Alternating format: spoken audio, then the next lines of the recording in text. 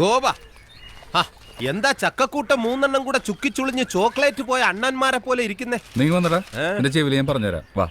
രാവിലെ സാഹിത്യം കേൾക്കാൻ താല്പര്യമല്ല. നിങ്ങളുടെ നേർച്ചമുട്ടനകത്തുണ്ടോ ഗോപ? എന്നാടാ രാവിലെ ഒഴുകി? കപ്പ്യാരുടെ വീടും പറമ്പും നോക്കാൻ ഒരു പാർട്ടി വരുന്നുണ്ട്. കിട്ടണ വിലയ്ക്ക് കൊടുക്കാനാ കപ്പ്യാര് പറയുന്നേ. ഇന്നെന്തായാലും കപ്പ്യാര് കൊടുക്കും. അതെന്താ ഇന്ന് കപ്പ്യാര് കൊടുക്കുന്ന ദിവസം? അതെ, അതിനുള്ള അലാറം ഇപ്പൊ അടിക്കും. ആണോ?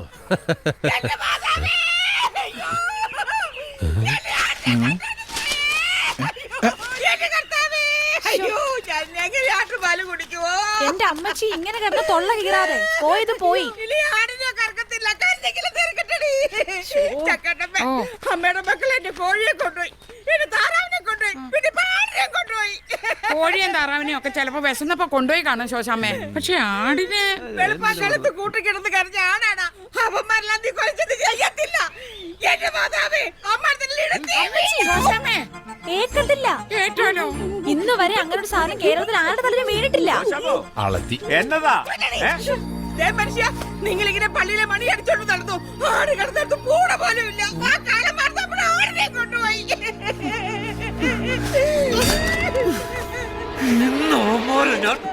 ഇന്നെന്തെങ്കിലും നടക്കും.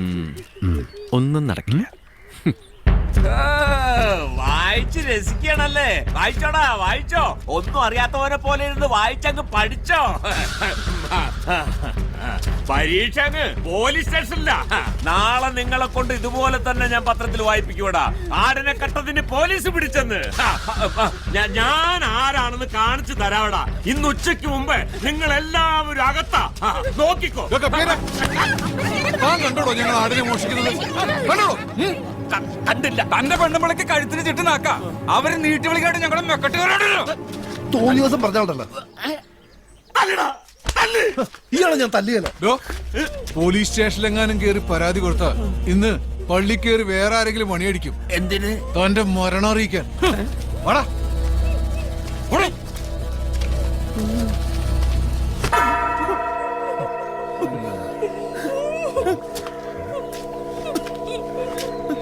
എനിക്കിതിനെ കുറിച്ചൊന്നും അറിയില്ല.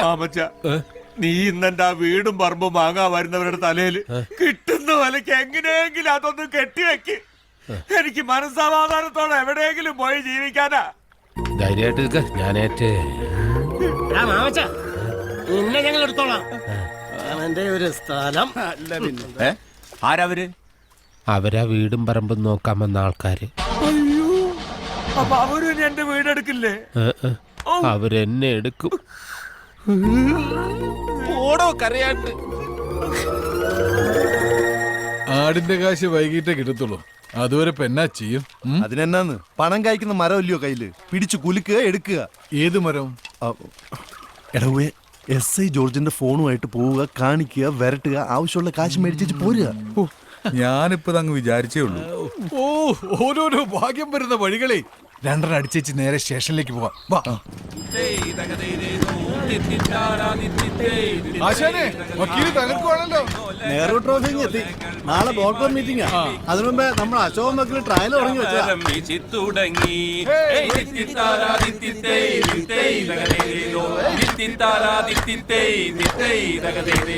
ചമ്പക്കുളം പള്ളിക്കൊരു വള്ളം കളി പേരു പുഴയിലൊരു ചുറ്റുവിളക്ക്.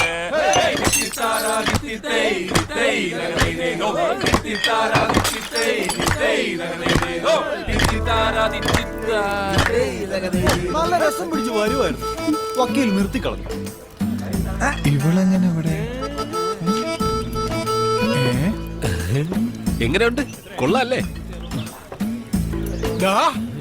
ഇത് നിന്റെ പരിപാടി ആയിരുന്നല്ലേ? അയ്യോ, ഞാനല്ല, ഗോപം പറഞ്ഞിട്ടാ.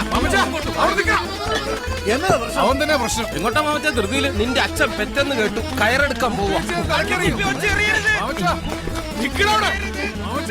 നിന്നോട് നിൽക്കാനാ പറഞ്ഞത്. അയ്യോ അയ്യോ മാമച്ച, മാമച്ച,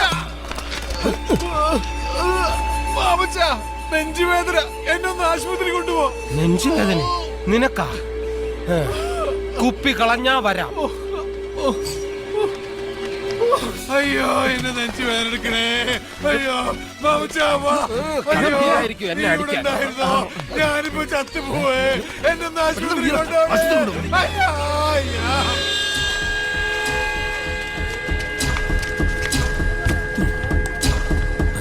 അറിഞ്ഞോ? ഇല്ല അറിഞ്ഞില്ലേ? ഇല്ലെന്നല്ലടാ പറഞ്ഞത്. ചക്കമണിയന് ഹാർട്ട് അറ്റാക്ക്. എപ്പോ? ഇപ്പോ കർത്താവേ, അവ ഒരുത്ത ഒന്ന് പോയി കിട്ടിയ ബാക്കി രണ്ടെണ്ണം കൈക്കൊതുങ്ങും. ചായ കൂപ്പി പൊട്ടിക്കടാ.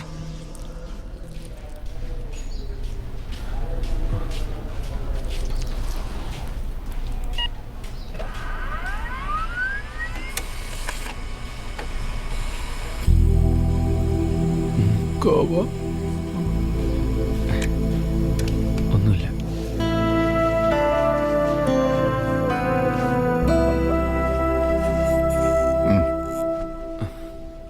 ചേട്ടൻ മദ്യപിക്കാറുണ്ടോ? സഞ്ചരിക്കുന്ന ഒരു കള്ള് ഷാപ്പാണ് ഡോക്ടർ. ഓ, അപ്പൊ അതാ കാര്യം. ഇന്നലെ കുറച്ച് ഓവറായി കാണും. അതിന്റെ ആഫ്റ്റർ എഫക്റ്റാ. ഇഞ്ചക്ഷൻ കൊടുത്തപ്പോഴേ പെയിൻ മാറി. ഗ്യാസിന്റെയാ. വേറെ പ്രത്യേകിച്ച് അസുഖമൊന്നും കാണുന്നില്ല. ഇല്ലേ? ഇല്ല. എന്റെ പൊന്നു ഡോക്ടറെ, ദൈവമായിട്ട് കയറ്റിയ ഗ്യാസാ. അത് ദയവായിട്ട് ഒരു ഹാർട്ട് അറ്റാക്ക് ആക്കി മാറ്റണം. അറ്റാക്കോ? അതെ. സ്വന്തമായിട്ട് വേലയെടുക്കാതെ ജീവിക്കുന്ന 3 ചേട്ടന്മാരാ. ഡോക്ടർക്ക് അറിയാമല്ലോ. ഇനി വേലയെടുക്കാതെ ജീവിച്ചാ ഹാർട്ട് അറ്റാക്ക് വന്ന് തട്ടിപ്പോവുന്നു. ചെറുതായിട്ടൊന്ന് വരട്ടി വിട്ടാ മതി. മരണഭയം ഏത് മനുഷ്യനെ മാറ്റും എന്നാണല്ലോ. ശരി, വിളിക്ക്. ഓ,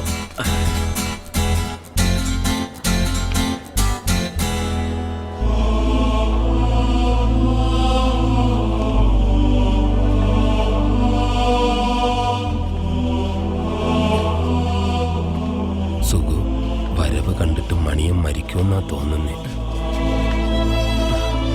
ചേട്ടാ, റിസൾട്ട് കിട്ടിയോടാ? കിട്ടി. ഹൃദയം മാറ്റിവെക്കേണ്ടി വരൂ. എന്തിനാ മാറ്റി വെക്കുന്നേ? പഴയ സ്ഥലത്ത് തന്നെ ഇരുന്ന എന്താ കുഴപ്പം? നിങ്ങൾ 3 പേരോടും ഡോക്ടർ അകത്തേക്ക് വരാൻ പറഞ്ഞു. നീ പേടിക്കണ്ട മണിയാ, മരിച്ചാലും ഞങ്ങളൊക്കെ നിന്റെ കൂടെ ഇല്ലേ? ഇത് പകരോ മാമച്ച? സൂക്ഷിച്ച്. അറിയിക്കേണ്ടവരെയൊക്കെ അറിയിക്കായിരുന്നു. വിറക് ഞാൻ ഓർഡർ ചെയ്യാം. ഇരിക്കെ. പതുക്കെ. എന്താ 3 പേർക്കും ജോലി? അങ്ങനെ പ്രത്യേകിച്ചൊന്നുമില്ല. സമയത്തിന് ഭക്ഷണം കഴിക്കാറുണ്ടോ? അതെങ്ങനെ, മോഷണം പതിവുണ്ടോ?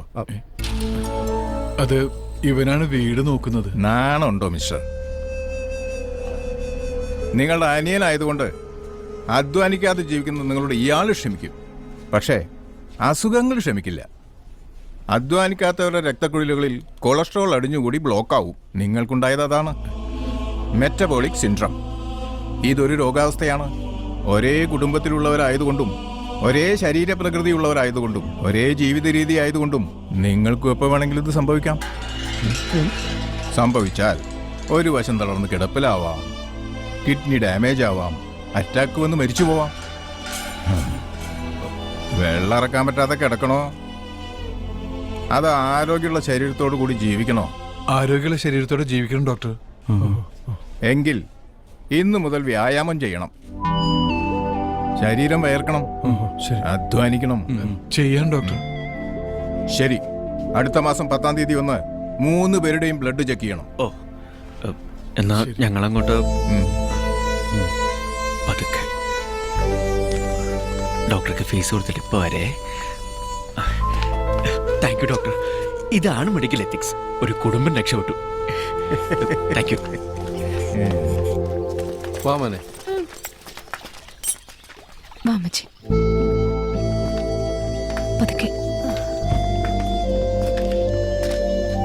സൂക്ഷിച്ച്.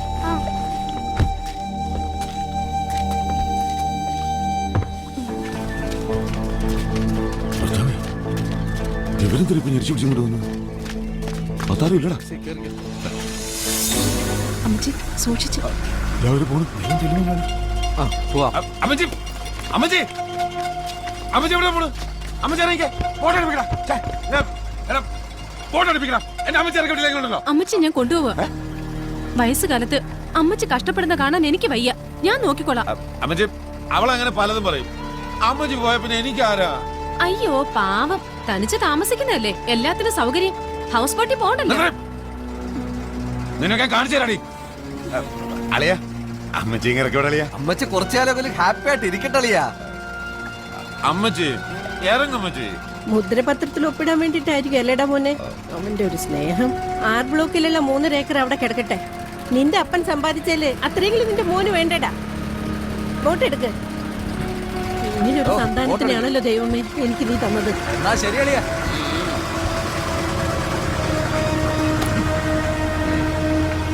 അണ്ടർഗ്രൗണ്ട് പണി ഒരുപാട് നടക്കുന്നുണ്ടല്ലോടാ.